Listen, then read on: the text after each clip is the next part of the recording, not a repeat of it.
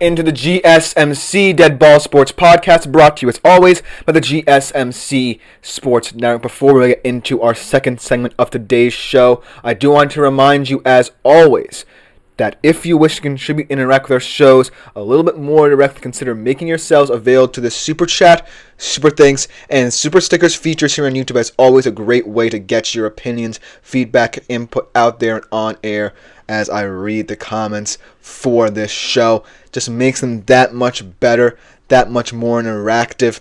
I feel like you, our faithful audience, are a big part of what we want to continue to preach with our shows. If you guys contribute, our shows just become that much better, become that much more accessible, and thus even more fun to do. And anything you do for our shows is genuinely appreciated by all concerned here at the network. Without further ado, let's get into our second segment, another off-season NFL guide for a team that the Washington Commanders shockingly eliminated in the divisional round. The number one overall seed, Detroit Lions. Very disappointing season if I'm a Detroit Lions fan and if I am Dan Campbell, especially because this felt like the season where the Detroit Lions could finally break through, finally get to their first ever Super Bowl, and then the upstart Washington Commanders whoop you at home. That's pretty embarrassing if I'm the Detroit Lions. And then, to top it all off, finally, after an entire offseason where people were shocked that both of these guys didn't get head coaching jobs in this head coaching search cycle, both of your coordinators for that matter, not just your offensive one, who went to your rival in your division nevertheless, have left you. And now you're facing a very uncertain future. But when I look at the Detroit Lions, it might not be as uncertain as some people think because there's still a lot of continuity within the roster. You're getting back Aiden Hutchinson, which should almost immediately bolster this defense's hopes, no matter who the coordinator is. And I still feel like they can perform at an elite level no matter what. There are some issues to address, the coordinators notwithstanding. Even though they have addressed them, we'll have to see how they perform. But ultimately, this is still the same team that I feel can continue to compete in the NFC. Because when I look at the NFC, yes, you have teams like the Commanders, potentially the Rams, maybe the Seahawks if they get a good draft going that are upcoming. And then you have the teams within your own division, and of course the Philadelphia Eagles now with Saquon. But if you're the Lions, in terms of talent, you're still one of the best teams in the entire NFC and maybe even the entire NFL. A lot of the questions are going to fall on the coaches, more so than the players. But if the coaches get their job done in the offseason and prove that they're up to snuff in the regular season, then I have no reason to doubt why the Lions' Super Bowl window is looking to close anytime soon. So let's address what changes they already made, what changes could be upcoming for the Lions, and see where that puts them heading into the regular season. Obviously, we talked about them getting new coordinators. Calvin Shepard, in-house hire, was a linebackers coach, one of the best units. Got the best out of guys like Alex Anzalone and guys of that nature, Malcolm Rodriguez. And I think he profiles really well the culture that Dan Campbell's trying to build. And I really think that linebacking unit could become the heart and soul of this Detroit Lions team no matter what they do in the offseason to, again, acquire potentially a guy in Myles Garrett to partner with Aiden Hutchinson off the edge. But ultimately, I like this hire because it's an in-house hire. It's within a position group that really is the ethos of Dan Campbell football and the epicenter of what they want to build on. And then I feel like it also means that not only is Dan Campbell willing to take on the role of head coach and make important decisions in analyzing who can best help his team, but he's also doing it in-house with people he feels he can trust in. This is a very, very important decision, not just for the Detroit Lions organization, for Dan Campbell's status in that organization. It means he's a respected veteran figure who is now relying upon people he entrusted with specific roles within his squad to step up. He did the same thing with the offensive coordinator position with John Morton. Did not necessarily work with them last year, but he had worked with them before with the Broncos passing game coordinator last year, and look what will happen with Bo Nix. And I feel like Jared Goff is a little bit more of a refined Bo Nix, so I think this marriage works perfectly for this offense. I feel like you still have the weapons, if you're John Morton, to work out another unique offense, which works for Jared Goff and Amon-Ra St. Brown and Sam Laporta and this offensive line that's still elite. But ultimately, I feel like that's where all the questions abound. Is this offensive line? Kevin Zeitler stepped in admirably, has had a remarkable NFL career. The big question there will be, will he resign and for how much because of that market resetting for these offensive linemen? He's not going to come cheap, and I feel like this draft class will be very special for offensive linemen. Then obviously we talked about needing more pass rush opposite Aiden Hutchinson. Obviously, they were 23rd in sacks.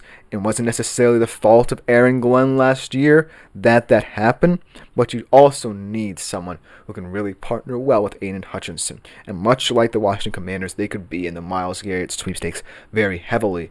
And because they're NFC teams, and because they have decent cap space, I feel like they would be top-tier targets for the Browns to look to make deals with. Because they're not AFC rivals, and they're certainly teams that Myles Garrett will feel comfortable on and fit in seamlessly with. So I feel like that could be addressed very handily in free agency should the Lions think about that route. But let's talk about how the Lions can look next year in terms of their offensive line, because that's where I feel like there could be a lot of rejiggering in the offseason, especially considering the draft.